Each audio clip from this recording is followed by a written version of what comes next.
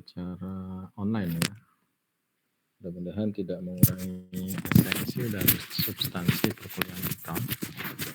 Mana tema pada hari ini kita akan bahas tentang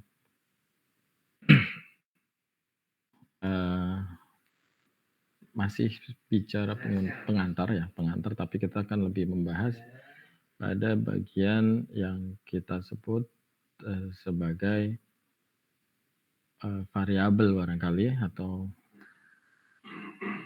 variabel yang mempengaruhi dari harga-harga yang ditentukan oleh produk desain grafis.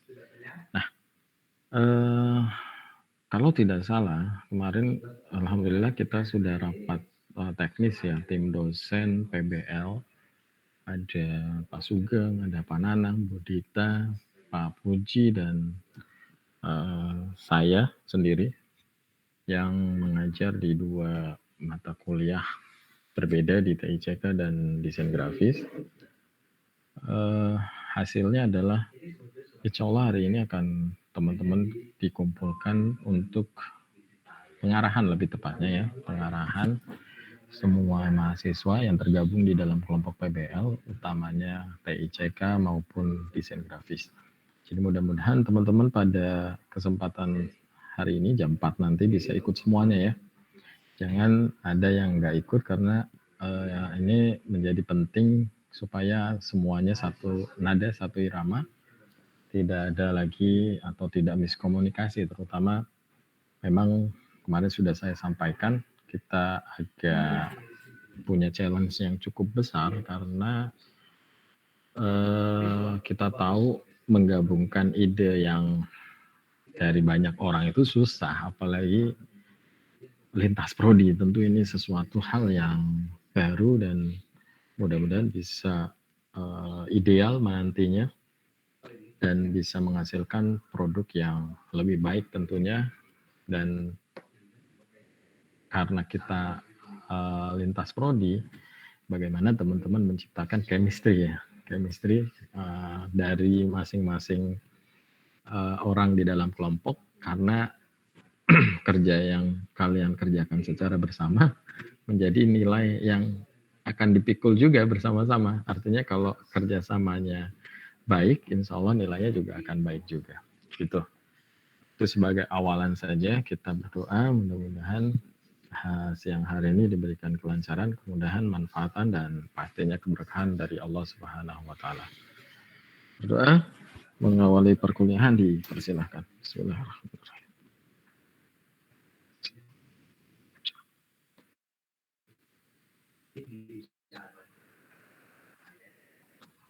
Berdoa selesai. Baik teman-teman, saya coba share screen ya. Kelihatan nggak? Sudah terlihat? Belum? Sudah Pak. Sudah ya. Baik teman-teman semuanya, nanti kalau suara saya agak kurang jelas atau gimana, silahkan di instruksi ya, karena saya sedang mengajar di kampus, kebetulan ini ruang dosen juga, jadi ada beberapa dosen yang mengajar secara online bersamaan. Jadi kalau nanti ada suara-suara yang masuk, mudah-mudahan bisa concern ya terhadap suara yang dari saya tentunya.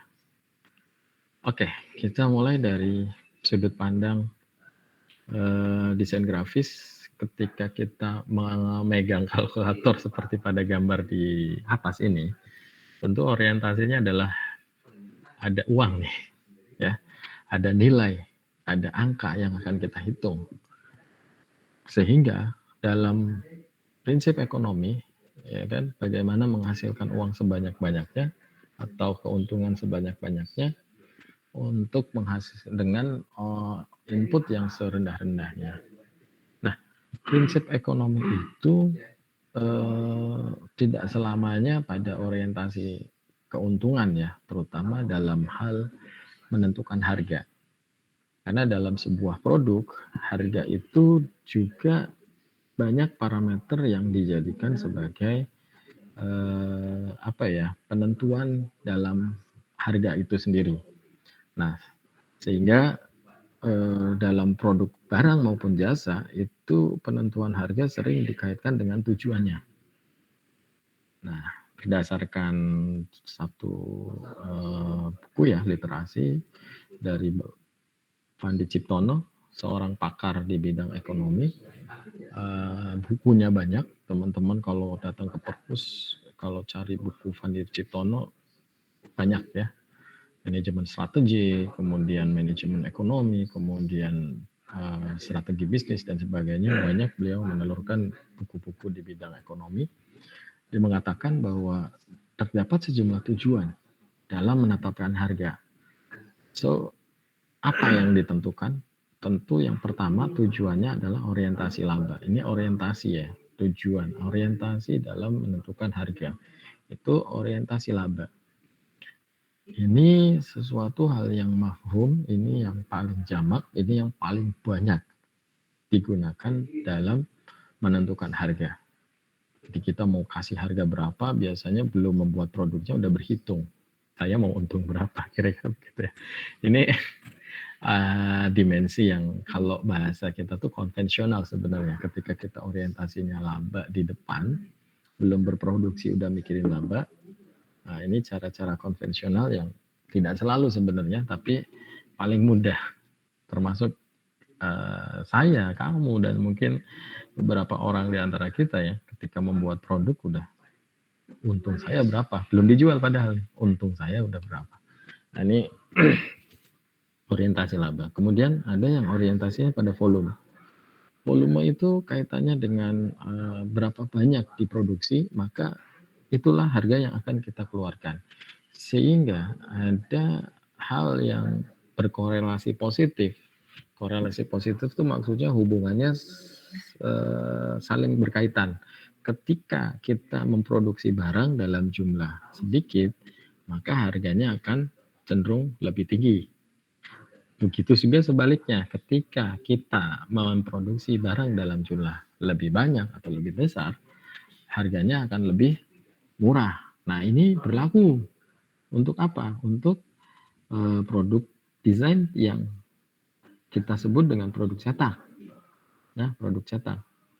Kalau produk cetak ini berlaku semakin banyak ya, semakin banyak produk yang dicetak, maka atau semakin banyak volumenya atau bahasa cetaknya semakin banyak oplangnya, maka dia akan semakin murah.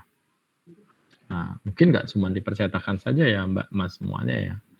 Kita tahu bahwa di dalam konteks proses cetak itu ada proses desain. Ini akan berbeda. Ketika bicara volume, volume itu dalam produk cetak, yes. Sedikit atau satu dengan 100 itu berbeda. Satu dengan 1 juta itu berbeda. Itu produk ya. Tapi kalau orientasinya pada desain grafis, dalam hal menghasilkan karya ya, kita bentuk karyanya. Tentu 1 dengan 1 juta itu sama prosesnya. Kira-kira setuju nggak nih? 1 dengan 1 juta. Maksudnya gini Mbak Mas, kamu mau bikin cetakannya 1 atau bikin cetakannya 2 atau 1 juta, tentu proses yang dilewati untuk menghasilkan kreatif, desain, kemudian menghasilkan mock-up, atau menghasilkan sampel cetak itu prosesnya sama. Sepakat ya? Jadi riset. Ada riset, ada brief, ada membuat sketsa halus, sketsa kasar, itu kan sama. Kita nggak ngomongin diproduksinya akan berapa. 1 dengan 1 juta sama, sehingga cost yang dikeluarkan, costly-nya di desain grafis itu dibagi menjadi 2. Ada yang kita masukkan ke dalam, kita sebut dengan proses pengembangannya. Pengembangan ini dalam hal surface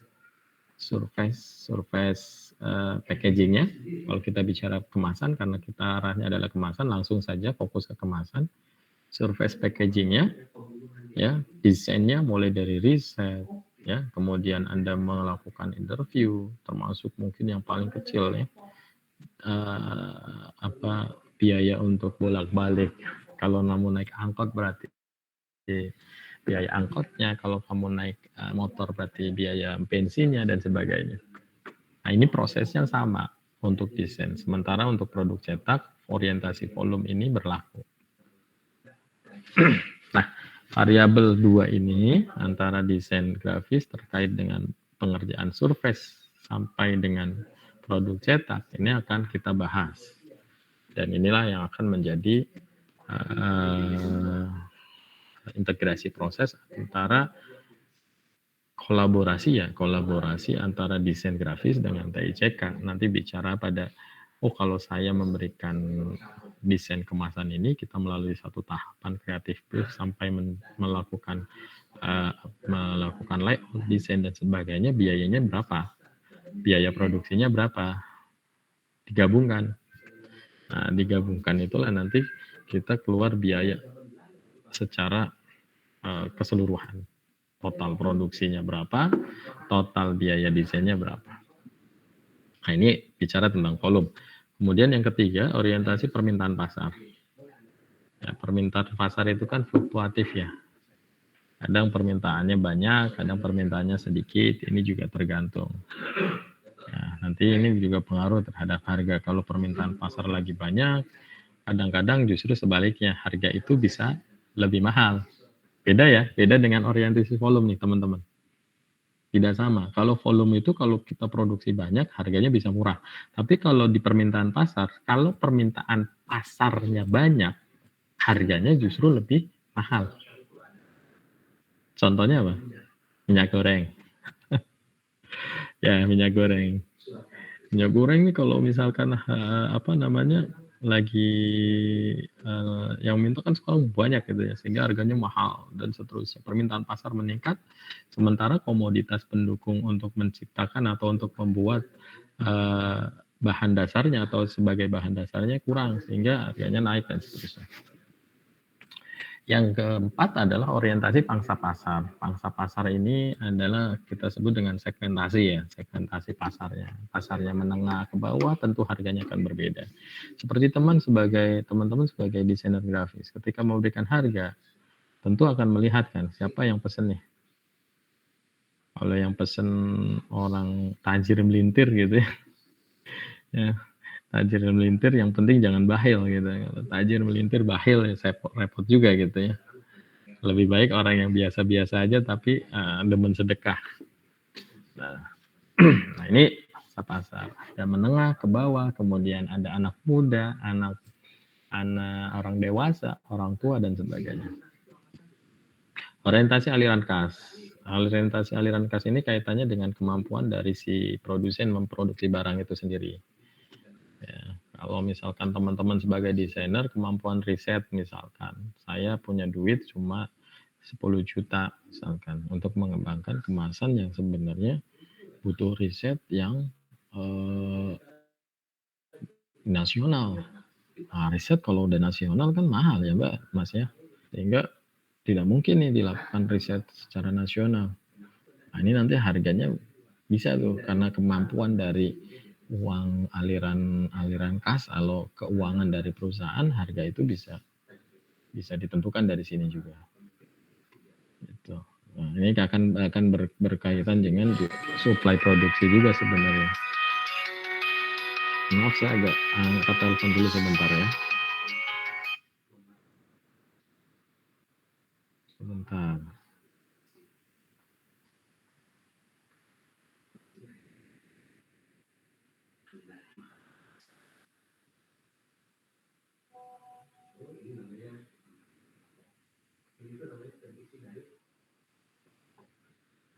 Lanjut ya, ini aliran kas. Jadi nanti sebenarnya bicara juga kalau aliran kas nyambung juga sebenarnya dengan volume ini.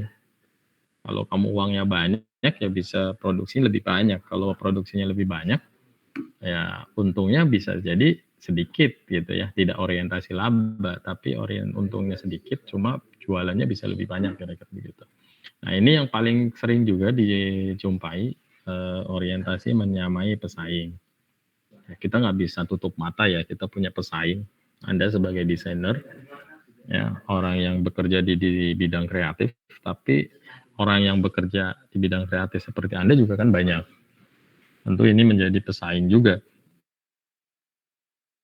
ketika kita memberikan harga sebuah membuat logo Anda patok dengan 10 juta kira-kira. Misal, bikin logo berapa? 10 juta. Ya, tentu kita akan melihat kelas kita ada di mana nih. Kalau kelas kita adalah agensi ya, kelas nasional, oh bikin logo nggak mungkin 10 juta dong. Berapa dong Pak kalau bikin logo?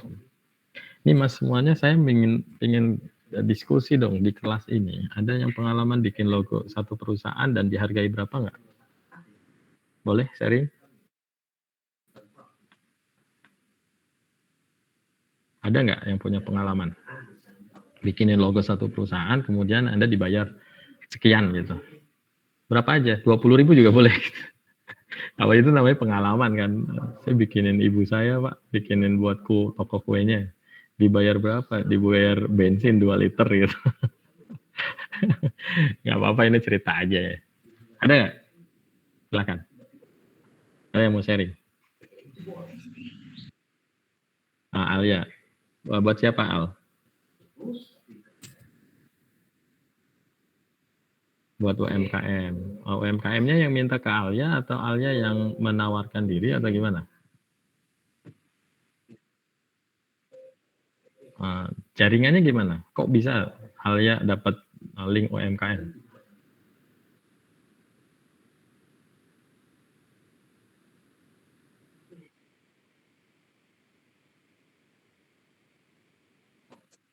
Oh, Alia jualan di Instagram, gitu ya, dengan tampilannya gitu ya. Lalu DM gitu, nge-DM istilahnya ya. Oh, ini yang dijual, sorry, maksudnya Alia jualan di Instagram itu jualan jasa desain atau gimana? Oh, jasa desain, bagus. Udah berapa klien yang Alia tangani?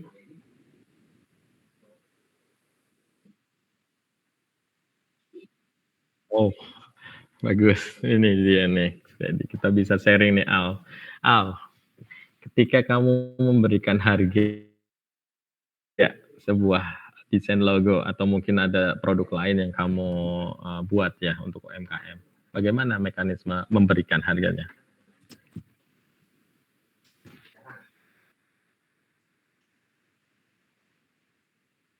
Mm-mm.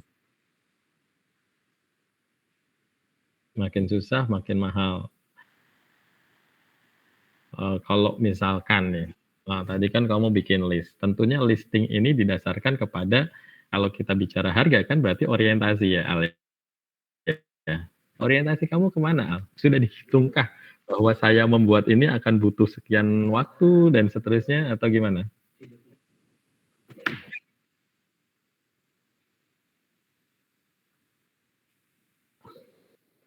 Oke, berarti pasar pesaing ini ya. Orientasi pesaing ya, ini nih, bener nih. Ya nggak apa-apa nih Al ya. Jadi ini wajar gitu. Apalagi kalau kita tidak apa namanya paling mudah pada saatnya kita ini akan bahasa kita gini. Awalnya kita mengikuti pesaing, tapi seiring dengan tren kita, kita kan akan naik kelas nih.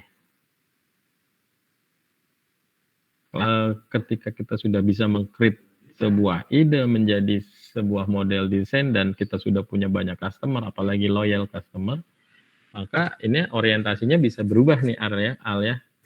Kemudian ke sana nih arahnya. Tidak harus pada pesaing, tapi karena memang Alia sudah bisa menghitung hitung-hitungan matematikanya. Kenapa? Alia kan nggak mungkin kerja sendiri selamanya gitu Alia. Benar nggak? Iya. Biasanya melibatkan teman? Biasanya melibatkan teman? Belum? Kadang-kadang. Oke.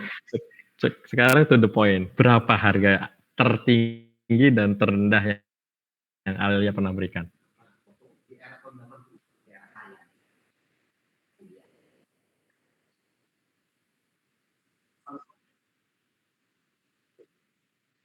Sampai 200. Kalau paling murah 15.000. Nggak apa ya. Ini proses nih. ya. Ini proses. Maka teman-teman betul sekali. Saya sangat sangat mendukung nih Al, kalau misalkan ini jadi portofolio gitu ya. Inilah yang tadi teman-teman, akhirnya kita punya yang kita sebut dengan portofolio. Portofolio itu harganya mahal, Mbak. Kenapa? Karena portofolio itu menjadikan kita memiliki satu dokumen bahwa kita ini pernah nggarap produk loh, kita pernah menggarap sebuah pekerjaan loh, pekerjaannya real dan seterusnya dan seterusnya. It's okay.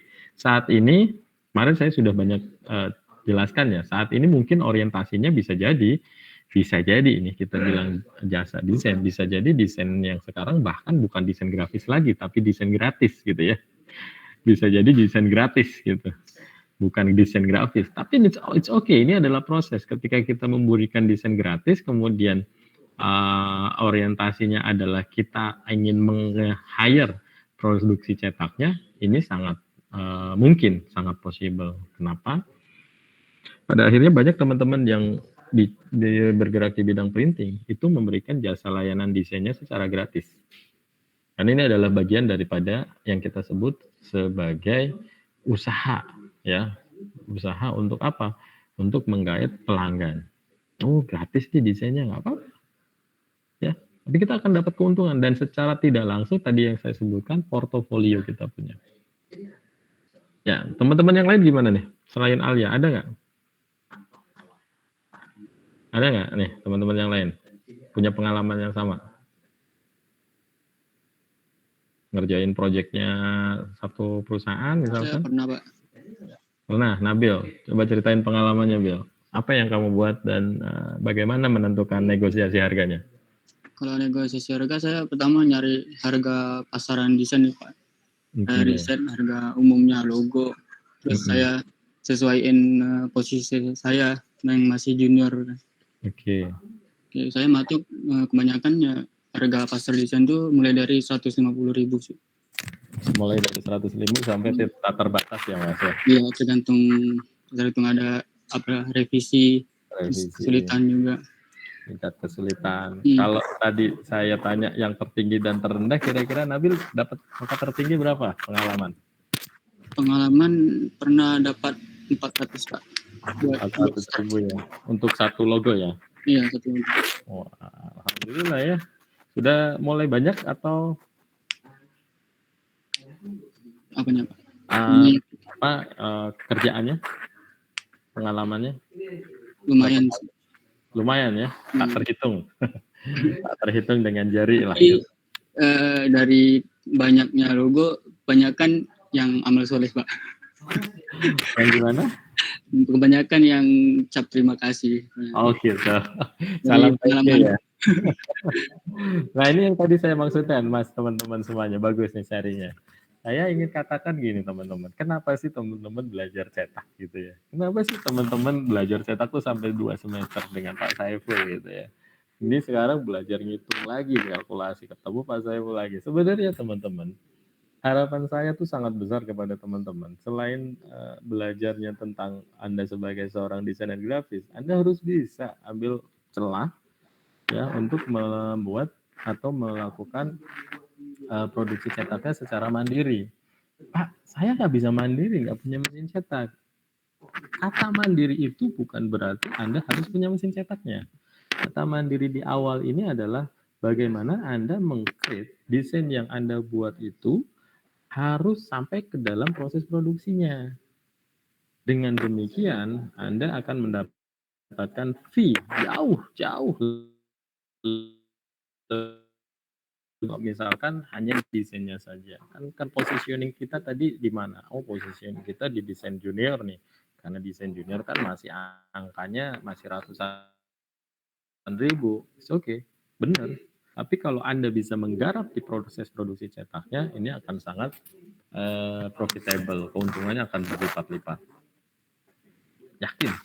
Ya, yakin karena pengalaman saya menggarap proses produksi itu untuk level-level produksi yang jumlahnya lumayan lah dalam tanda kutip, misalkan kita ambil katakanlah ya, ini saya ambil contoh sedikit ya teman-teman, banner banner nih. Banner 1 meternya berapa? 25 Pak. 25 ya. 25 pasaran mana? Pasaran Pandawa Pak. Pasaran Pandawa. Oke, berarti Pak Ik, kalau kamu ada orang minta dibikinin banner, kamu cas berapa harga desainnya kira-kira?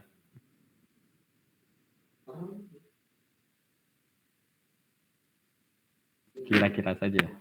Pak Irus ya? Berapa kira-kira? Nggak tahu sih Pak, nggak pernah dibayar bikin banner.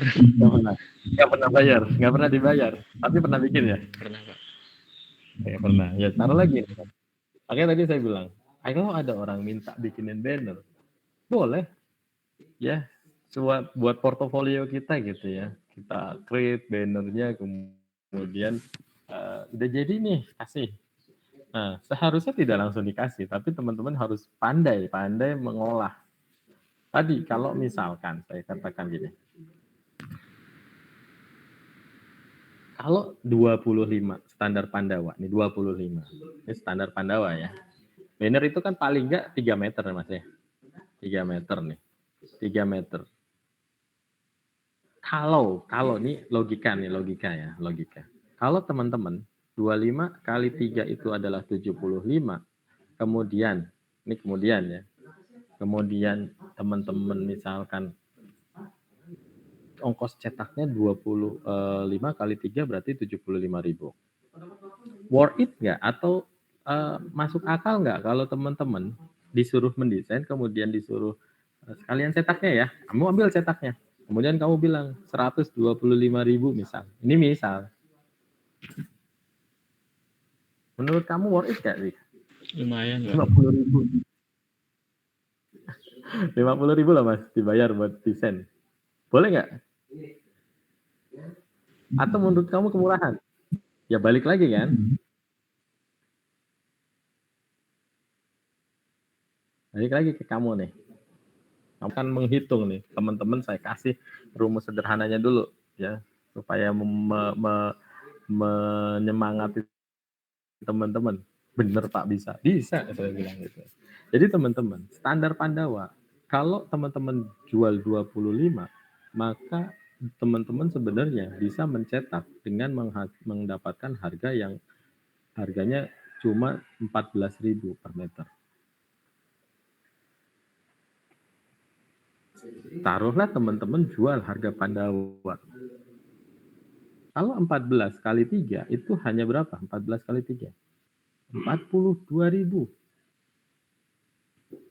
Kalau teman-teman jual 125 kurangi 42, masih lebih dari 50%.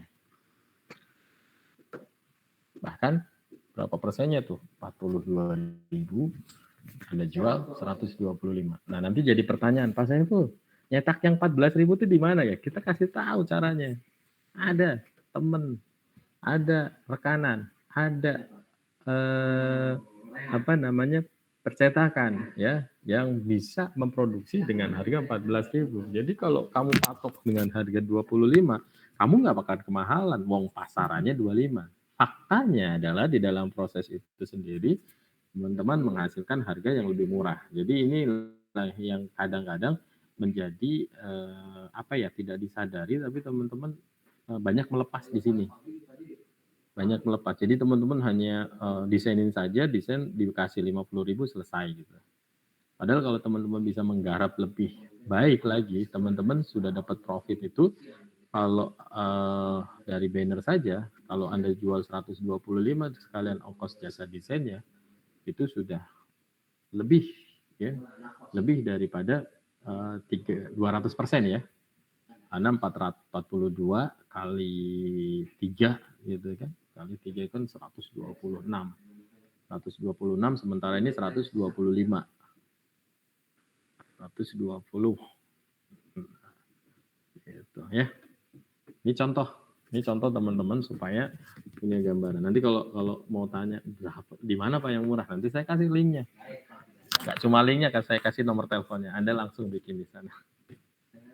Ya, siap kira-kira? Harus siap ya. Harus. Ya, kemudian orientasi prestis. Nah, ini kalau udah ngomongin prestis susah. Kalau susah apa? Susah dihargai. Kenapa prestis itu suatu nilai yang tertinggi di dalam satu proses sehingga kita nggak bisa ngasih harga yang apa ya? Kadang-kadang harga itu di luar kewajaran. Kenapa? Karena orientasinya adalah prestis. Kalau saya bikin produk ini harganya mahal. Kenapa? Ada prestisnya. Ada prestisnya. Saya ambil contoh misalkan nih teman-teman. Sebentar ya, saya setel satu video yang teman-teman akan melihat ada orang produksi cetak yang masih menjual prestis tadi. Ya, orientasi harga. Harganya berdasarkan prestis. Jadi bukan karena barangnya, bukan karena barangnya. Mungkin kalau secara barang mungkin masih saya, tapi ada nilai prestisnya. Sebentar. Nah, kita lihat nih.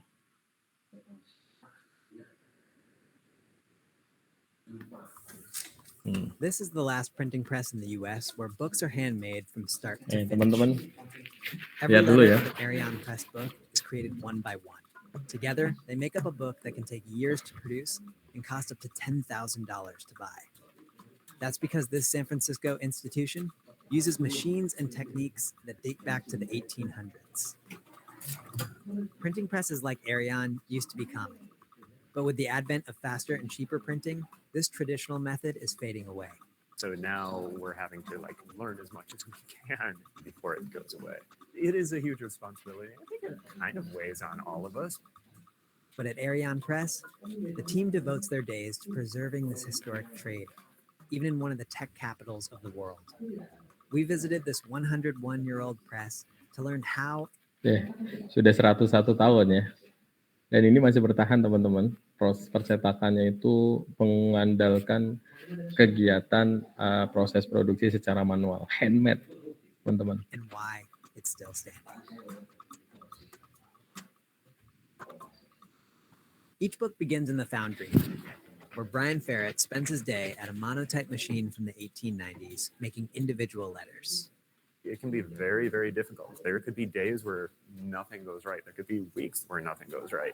When I have 3 casters run. Masih ingat nggak teman-teman? Ini nama teknik cetaknya apa? Masih ingat nggak?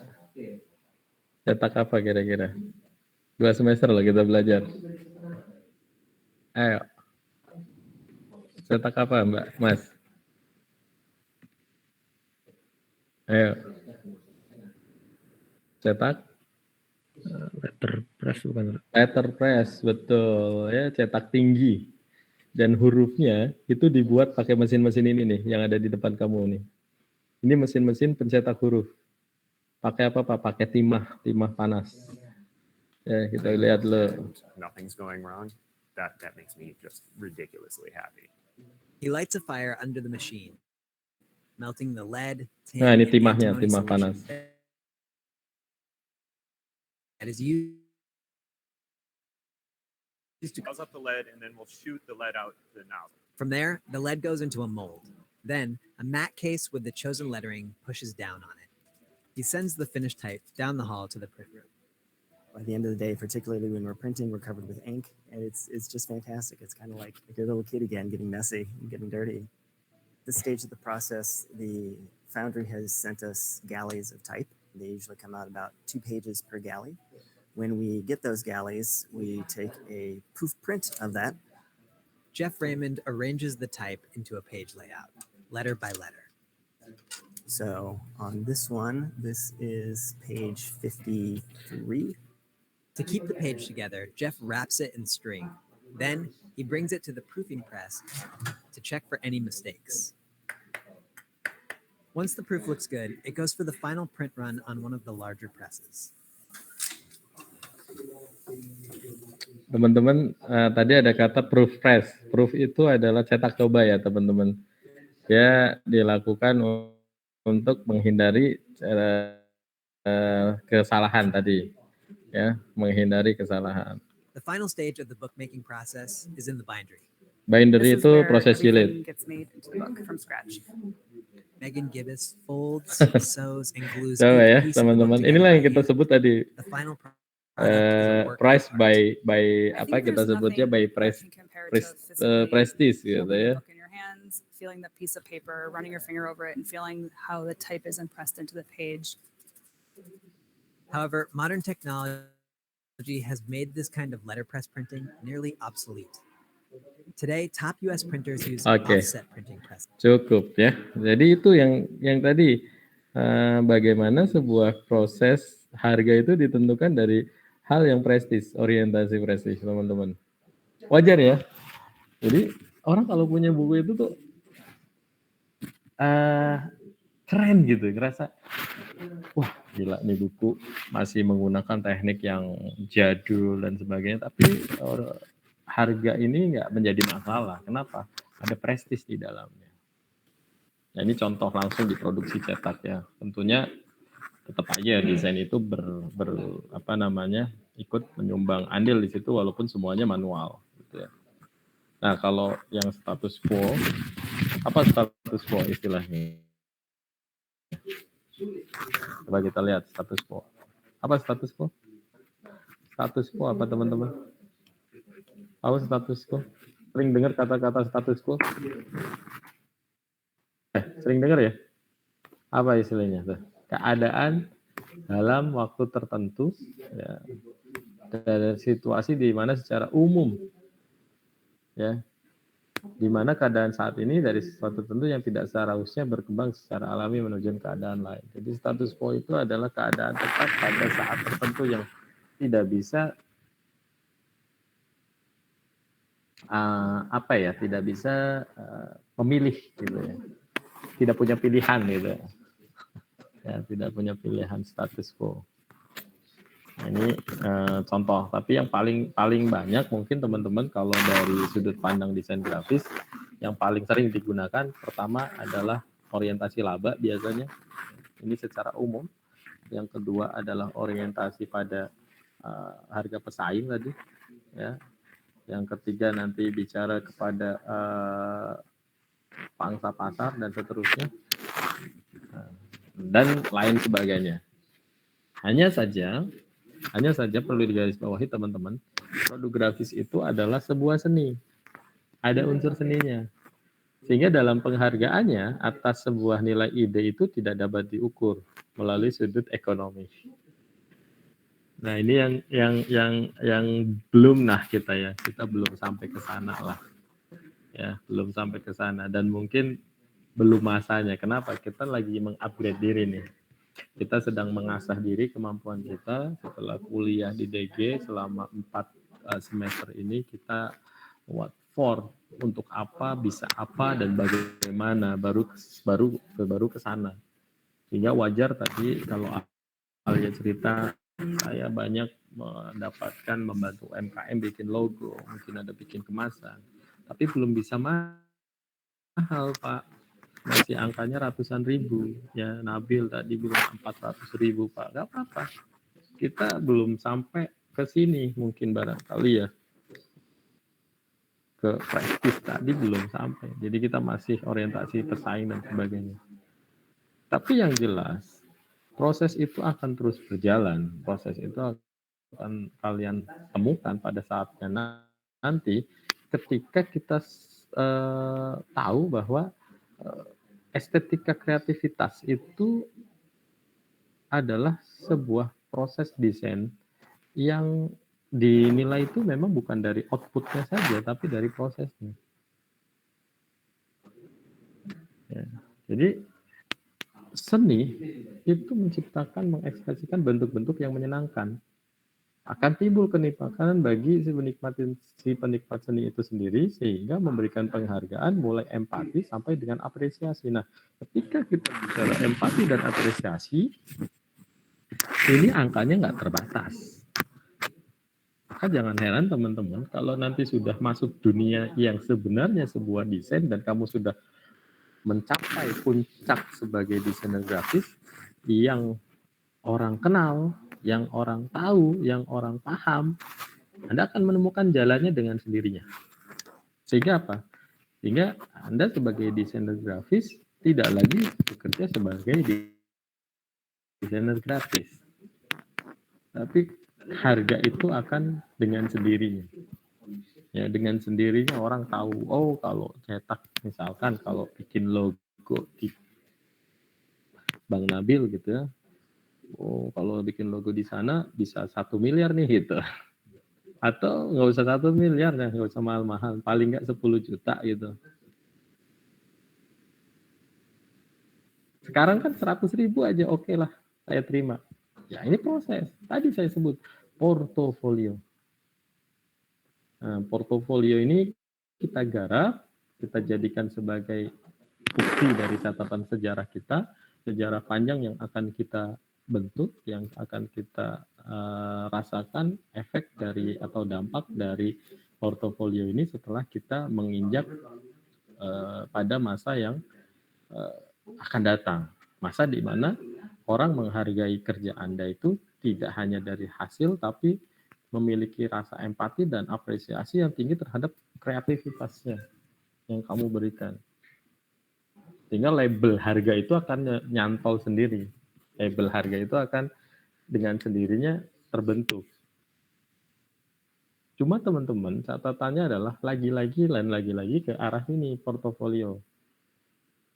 Makanya jangan harap kamu terkenal dengan desainer yang mulai memiliki nilai jual yang tinggi kalau kamu nggak punya portofolio. Jadi portofolionya harus ada. Ya Al ya, teman-teman yang lain, simpan semuanya portofolionya. Jangan sampai hilang. Itu adalah bukti ya, digital, ya bukti otentik dari sebuah proses panjang yang sedang kamu bentuk sekarang. Ini akan sangat dibutuhkan pada saatnya nanti. Baik, kemudian Pak, saya kan di desain grafis. Berarti seni rupa terapan. Yes, ini sudah kita bahas berkali-kali sehingga teman-teman harus sadar bahwa desainer grafis itu berbeda dengan desain murni atau seni murni karena nilai ekspresi dan estetisnya juga harus memiliki fungsi pragmatis. Ada aturannya. Siapa yang mengatur? Customer. Customer maunya apa? Kamu memfasilitasi. Sehingga apa? Sehingga karya seni terapan ini tidak sebebas membuat karya seni rupa. Karena di dalamnya harus mempertimbangkan persyaratan-persyaratan tertentu seperti security, gitu ya. Jadi kalau teman-teman mendesain itu juga harus berpikir security-nya. Kenapa? Oh, bikin logo. Logo itu kok harus security sih, Pak? Iya. Ada nggak unsur security-nya? Ada. Logo Anda melanggar norma-norma keagamaan nggak? Ya, bikin logo misalkan arit dan palu, ya nggak boleh kan?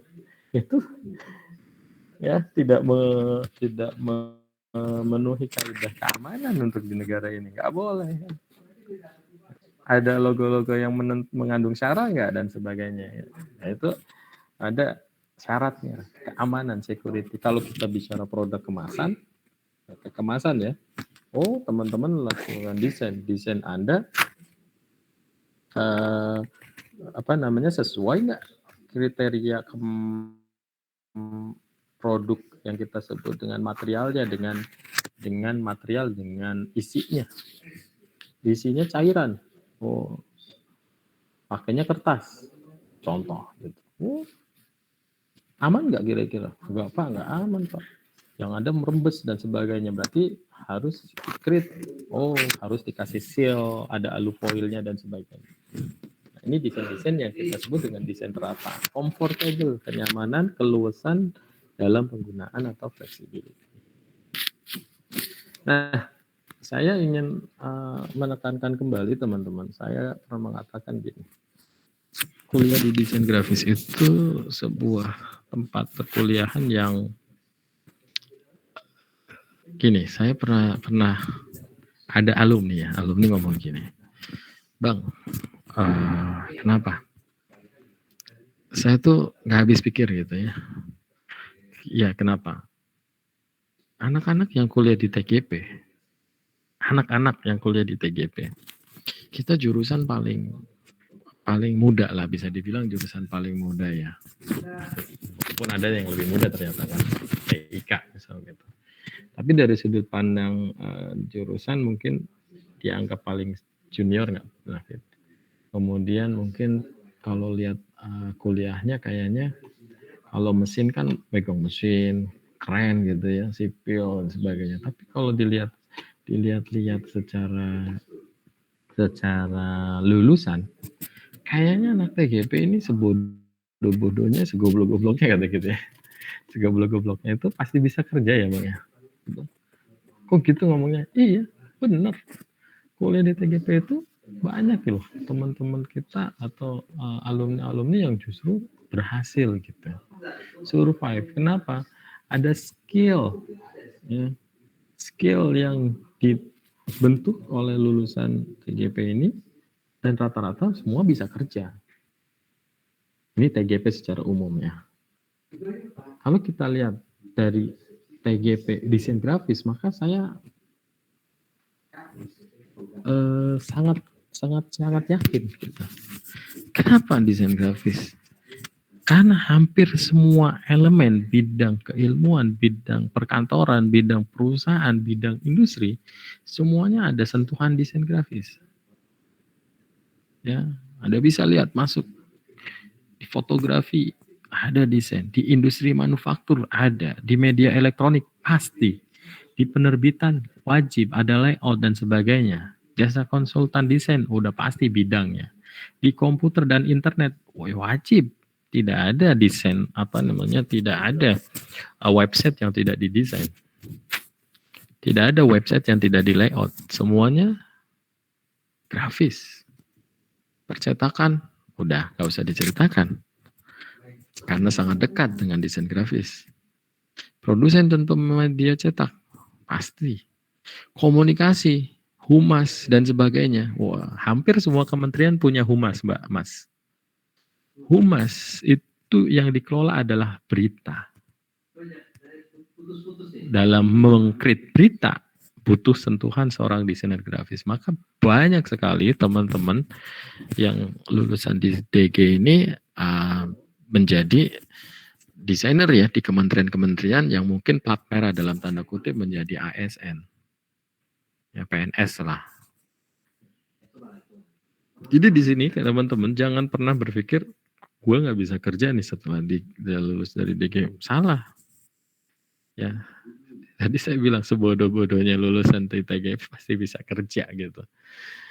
Apalagi teman-teman desainer grafis yang semua bidang sektor itu butuh Anda. Nah, maka dari itu untuk meyakinkan orang-orang yang ingin menggunakan jasa Anda, balik lagi portofolio. Gitu ya, portofolio. Mana portofolionya? No portofolio, kalau bahasa kita hoax gitu. Bohong lah gitu. Oke, teman-teman ya, clear? Oke, desainer itu harus smart, tidak hanya strategi tapi juga taktis. Artinya apa? Desainer itu harus kerja secara tepat guna taktis tadi. Maka poin pertama adalah penekanan wawasan, keterampilan, kepekaan, dan kreatif itu sebenarnya nomor 2. Ini 2, 3, 4, 5 gitu. Nomor 1 lebih kepada attitude. Oke teman-teman, ini penting sekali. Attitude itu menjadi sangat penting karena desainer grafis itu harus mampu ya mempertimbangkan gini tentang pesan apa informasi yang dimaksudkan, kemudian halayak, audiens, siapa masyarakat melihatnya, tujuh, sasaran dan objektif. Oke, ya. Paham ya. Jadi kalau dilihat secara kriteria ke bidang keilmuan atau bidang kompetensi, ternyata attitude menempati nomor pertama. Yang kedua baru pengetahuan.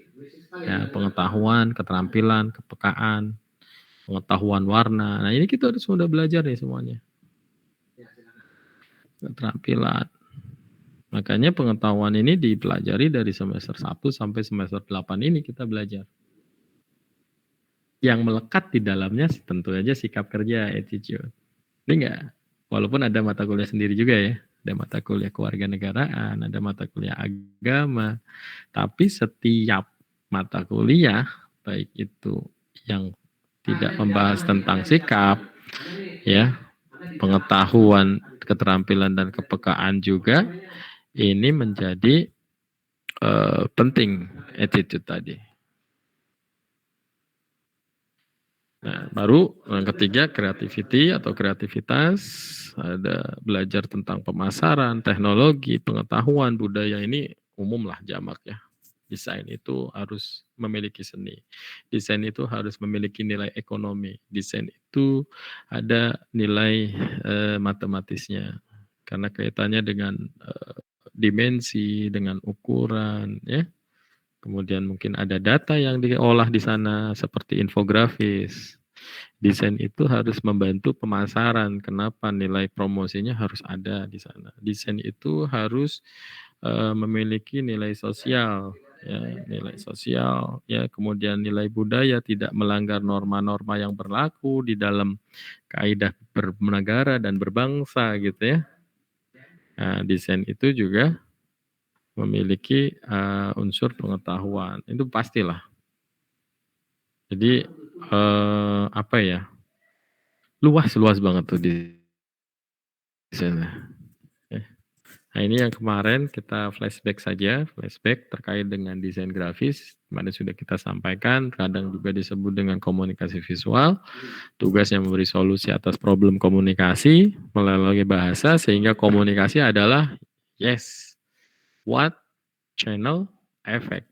Inilah channel, penghubung. Anda adanya di sini, channel, penghubung, efek. Ya, penghubung. Untuk siapa? Untuk receiver, penerima pesan.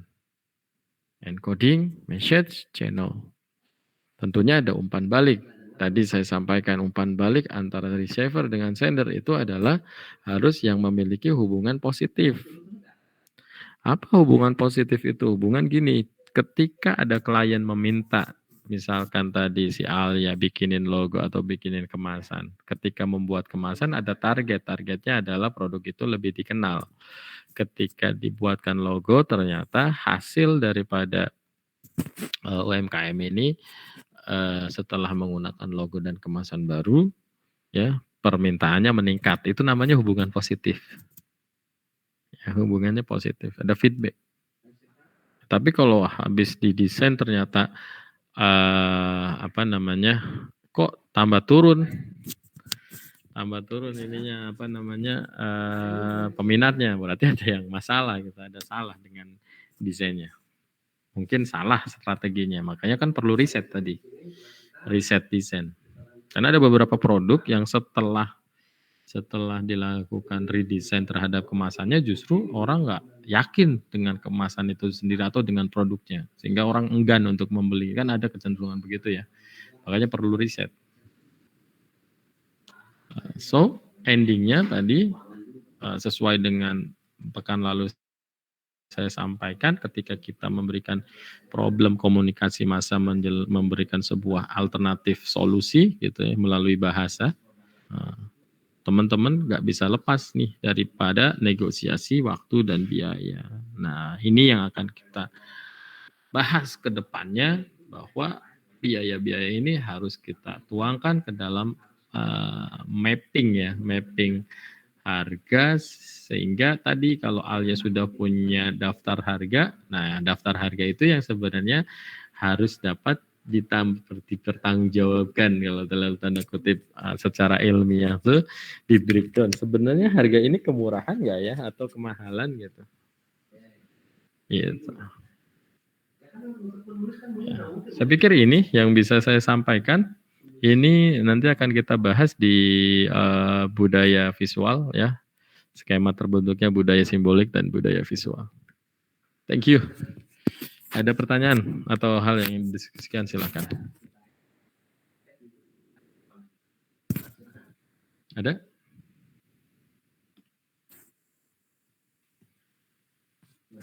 Halo?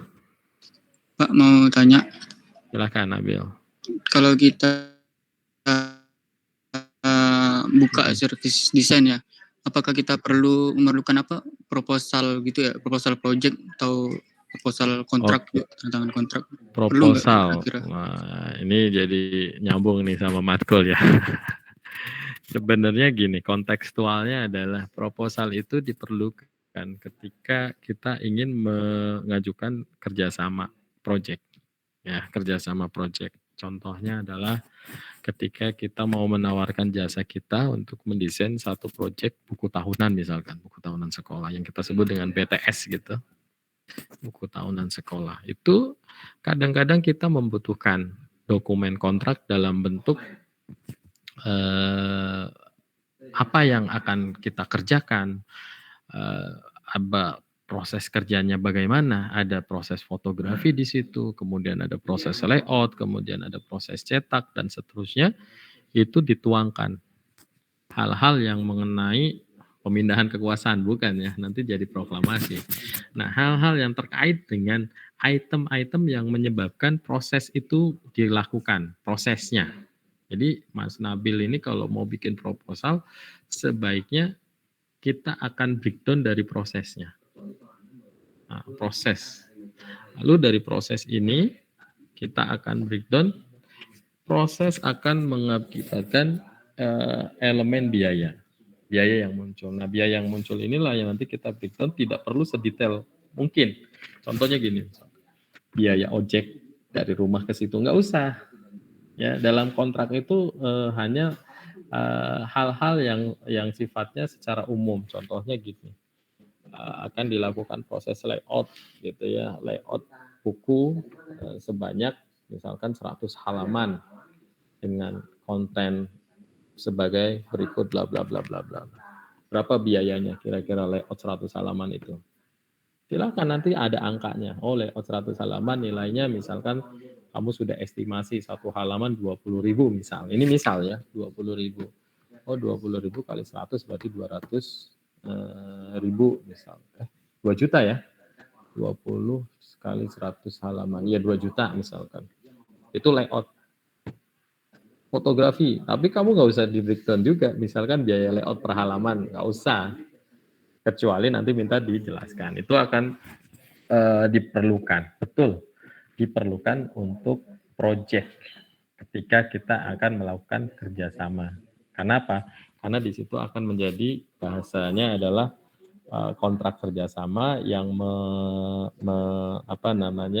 menuangkan sebuah detail proses yang akan dilakukan dan detail output yang dihasilkan. Kalau detail prosesnya kamu yang tahu, tapi output itu yang diharapkan oleh pihak kedua dalam hal ini adalah customer kamu. Butuh sejauh diminta. Sejauh diminta ya Mas ya. Kalau nggak diminta gimana? Ya nggak usah. Tapi biasanya kalau teman-teman mau menawarkan sesuatu biasanya diminta proposalnya ya Mas Nabil ya. Iya, pernah sempat diminta kemarin pas nerima project. Gak apa-apa. Bikin aja dan sifat kontrak itu sebenarnya atau proposal itu jangan teman-teman orientasi pada pesaing murni ya. Teman-teman juga nanti harus punya satu standar yang memang kalau memang kalau memang teman-teman bisa lebih mahal nggak apa-apa, namanya juga proposal. Karena dalam proposal itu ada proses negosiasi. Jadi kalau teman-teman menawarkan produk atau proposal itu dengan catatan berharap kalau saya bikin lebih murah itu diterima, sebenarnya nggak mutlak 100% benar, tidak. Terkadang teman-teman, mohon maaf ya, saya harus sampaikan, kadang ada mindset orang kalau menawarkan dengan catatan murah, tanda kutip, itu justru dipertanyakan. Gitu. Jadi orang kok murah banget, jangan-jangan. Makanya sebenarnya teman-teman, ketika membuat proposal penawaran, yang paling penting penekanannya adalah portofolio harus dilampirkan. Gitu. Supaya apa? Yakin orang yang mau kerjasama dengan kita. Oh iya, dia pernah bikin logo ini, dia pernah bikin produk ini. Sekalipun cuma ya sekelibatan gitu ya. Nah, jangan bicara cuman kontrak harga sekarang, enggak. Portofolio, orang akan lebih tertarik melihat itu. Gitu ya. Itu ya Bill ya. Oke Pak, makasih. Ntar bakalan ada diajarin nggak Pak? Cara buat Oh iya, proposal? nanti kita akan belajar bagaimana membuat proposal bisnisnya ya. Nah, dan nanti kan kita proyeknya kebetulan kemasan ya, karena proyek PBL ini lebih ya nyambung ya, nanti sampai dengan proses produksinya. Tidak hanya bicara ongkos desainnya saja. Kalau ongkos desain kan nanti biaya bahasa kita itu relatif. Halnya dengan Nabil mungkin harga desainnya akan berbeda ya, walaupun outputnya sama. Gitu. Tapi kalau produksi sama. Kenapa? Karena menggunakan material yang sama, menggunakan proses cetak yang sama, variabelnya akan lebih mudah dihitung dibandingkan variabel jasa. Nah, variabel jasa itu unlimited bahasa kita. Bagus pertanyaannya, silakan ada lagi. Cukup kira-kira?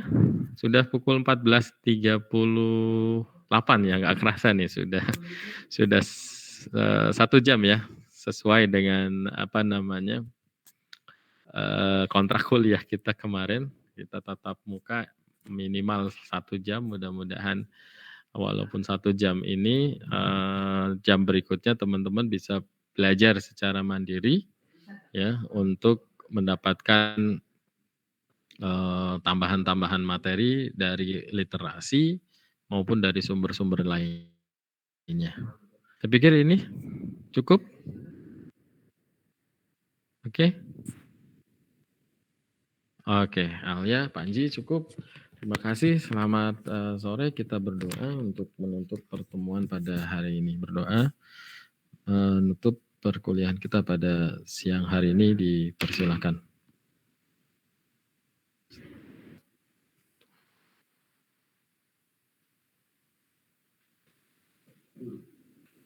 Berdoa selesai.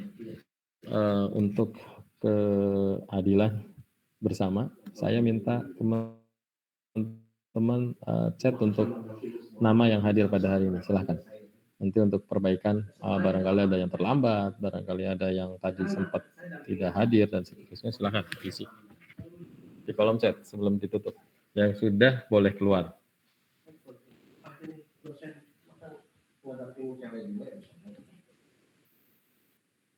Oke, silakan Alia, Risen. Terima kasih Pak. Oke, sama-sama.